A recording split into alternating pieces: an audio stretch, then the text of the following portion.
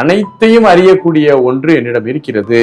அதை நான் அறிந்து கொள்ளும் போது முக்தி பெறுகிறேன் என்றால் அதிகபட்சமாக அறியக்கூடிய ஒரு சாட்சி இருக்கு பாத்தீங்கன்னா, அந்த சாட்சி தான் நான். அதுதான் நம்ம சொன்னோம், அறிவு என்பது நானா, நான் என்பது அறிவானா, நானும் அறிவும் ஒண்ணுதான்.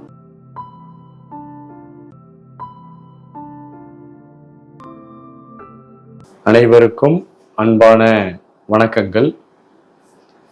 நம்முடைய யோக முறைகள் பலவற்றிலும் நல்ல ஒரு ஆராய்ச்சிகள் செய்து மேற்கொண்ட பல விஷயங்களை நம்ம யோசிச்சு பார்க்குறோம்.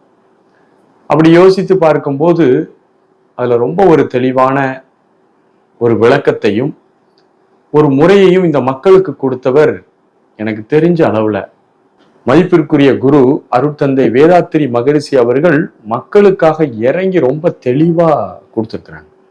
இது நம்ம சான்ஸே இல்லை, யோசிச்சு பார்க்கவே முடியாது. இப்படி ஒரு மகான் இவ்வளவு இறங்கி கொடுத்திருக்கிறாரா? அவருடைய ஒவ்வொரு வரிகளும், ஒவ்வொரு எழுத்துகளும், ஒவ்வொரு பேச்சும் இந்த மானுட சமுதாயத்தின் மீது பெரும் அக்கறை கொண்டதாக இருக்கிறது. இன்னைக்கு நிறைய குருமார்கள் தன்னை மையப்படுத்தி யோசிக்கக்கூடிய ஒரு கட்டத்துல, தன்னை முதன்மைப்படுத்த வேண்டும் என்ற ஒரு பேச்சு இருக்கக்கூடிய இடத்துல அவருடைய பேச்சு மக்கள் சார்ந்ததாக இருந்தது. பாமர மக்களுக்கும் புரிகிறது மாதிரி இறங்கி சொன்னவர் மதிப்பிற்குரிய குரு வேதாத்திரி அவர்கள். அவருடனான பயணம் உண்மையிலே எனக்கு ஒரு பெரிய ஒரு சந்தோஷத்தை கொடுத்தது. உண்மையிலே அவரை கண்டு வியந்த நாட்கள் பல இருந்தது. என்னுடைய தேடலுக்கு பல விடைகளை அவரிடம் பார்க்க முடிந்தது. என்னுடைய தேடல் தீவிரமாக இருக்கும்போது அவருடைய பயிற்சிகள் எனக்கு மிக ஆறுதலாக இருந்தன. அவர் பல மதம், பல கடவுள் ஒழித்து உண்மை ஒன்றை நோக்கி நகரக்கூடிய ஒரு பாங்கு அவரிடம் இருந்தது. அவருடைய கொள்கைகள், சமூக கொள்கைகள், உலக சமாதானத்தை குறித்த அவருடைய பேச்சுகள் அனைத்தும் இன்றைக்கு எல்லோராலும் கவனிக்கப்படக்கூடியவை. அதை மக்களிடம் ஒவ்வொரு மூளை முடுக்கெங்கும் கொண்டு செல்லக்கூடிய வேலைகளை பார்க்கணும். ஏன்னா அவ்வளவு சப்ஜெக்ட் அவர்கிட்ட கிளாரிட்டி, ஒரு அறிவு பூர்வமான ஒரு கிளாரிட்டி வேற யார்கிட்டையுமே கிடையாது. அவர்கிட்ட தான் பார்க்க முடியும். எல்லாம் சிலபஸா பக்காவா கொடுக்குறாரு. ரொம்ப ஒவ்வொன்றையும் நேர்த்தியா கைட் பண்ணார்.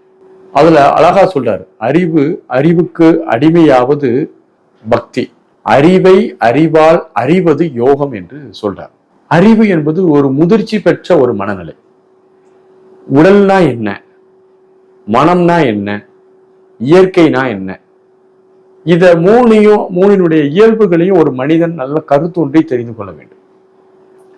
இப்படி இன்னைக்கு வேதாத்திரி மகரிஷி நவீனமான மக்களுக்கு இன்னைக்கு அவர்களுக்கு புரிகிற வார்த்தைகள்ல சொன்னாரோ அதையே புத்தர் பெருமான் 2500 ஆண்டுகளுக்கு முன்னார் சொன்னார். உடலினுடைய இயல்பு, மனதினுடைய இயல்பு, பிரபஞ்சத்தின் இயல்பை புரிந்து கொள்ள வேண்டும் என்று சொல்றார். அது அழகா விபாசனா தியானத்துல அவர் நிறைய சொல்றார். அதே தான் வேதாத்திரி மகரிஷிகள் இன்னைக்கு சொல்றாரு. உடல், மனம், பிராணன், பிரபஞ்சம், இந்த நான்குக்குமான ஒரு விடை அவர்கிட்ட எப்போதுமே இருக்குது.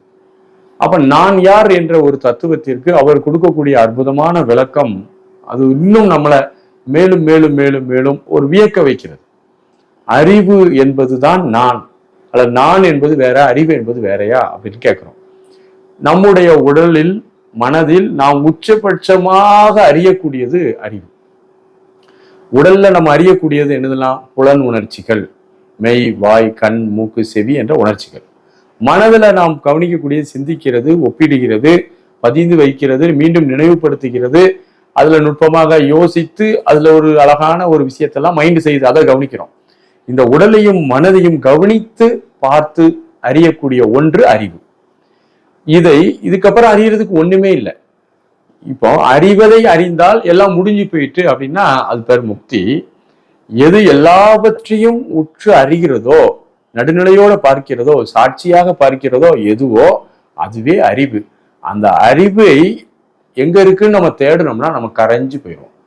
அது முக்தி. அப்ப அந்த அறிவு என்பது நான் என்று சொன்னால் அது மிகையாகாது. அதுதான் நான். அனைத்தையும் அறியக்கூடிய ஒன்று என்னிடம் இருக்கிறது. அதை நான் அறிந்து கொள்ளும் போது முக்தி பெறுகிறேன் என்றால் அதிகபட்சமாக அறியக்கூடிய ஒரு சாட்சி இருக்கு பாத்தீங்கன்னா, அந்த சாட்சி தான் நான். அதுதான் நம்ம சொன்னோம், அறிவு என்பது நானா, நான் என்பது அறிவானா, நானும் அறிவும் ஒண்ணுதான். அதுக்கு பேர் வேணா வேற வச்சுக்கலாம். நான் வச்சுக்கலாம், அறிவுன்னு வச்சுக்கலாம், சாட்சின்னு வச்சுக்கலாம், சேதனன்னு வச்சுக்கலாம், மெய்ப்பொருள்னு வச்சுக்கலாம், இறைவன் என்னதான் வச்சுக்கலாம். பட் ஆனா அந்த அறிதல், உச்சபட்சமான அறிதல் தன்மை நமக்குள்ள இருக்கு பாத்தீங்கன்னா, அந்த அறிதல் தன்மை தான் நான் என்பதை நீங்கள் தெளிவாக புரிந்து கொள்ள வேண்டும். அதுதான் நீங்க கேட்கறதுக்கு அறிவு நானா அல்லது நான் தான் அறிவான்லாம் நீங்க கேட்கறீங்க, அல்லது வேற வேறையான்னு கேட்கறீங்க. எல்லாம் ஒண்ணுதான் என்பதை நீங்கள் புரிந்து கொள்ள வேண்டும். ரெண்டு விஷயத்துல நீங்க புரியணும். ஒண்ணு, நான் யார் என்பதை நீங்க இன்டலெக்சுவலாக தெரிந்து கொள்வது. இன்னொன்னு, நான் யார் என்பதை ரியலைஸ் பண்றது. கண்ணை மூடி அப்படியே ஆழ்ந்த தியானத்துல இருந்து நீங்கள் ஒன்றை தெரிந்து கொள்வது. இந்த ரெண்டுமே ரொம்ப முக்கியமான ஒன்றாக நீங்கள் கருதி கொள்ளலாம். உண்மையிலே நான் இன்னைக்கு ஆன்மீகத்துல ஒரு நல்ல ஒரு வலுவான ஒரு தெளிவான ஒரு பார்வையோட நான் இருக்கிறதா நினைச்சுக்கிடுறேன். அப்படி இருக்கிறதாக நினைத்துக் கொள்வதற்கு ஒரு அடிப்படையான ஒரு அறிவை தரக்கூடியவர் தந்தவர் என்னுடைய குரு வேதாத்ரி மகரிஷி அவர்கள் என்பதை நான் இந்த இடத்துல நான் பதிவு செய்ய விரும்புகிறேன். வாழ்த்துகள். நன்றி, வணக்கம்.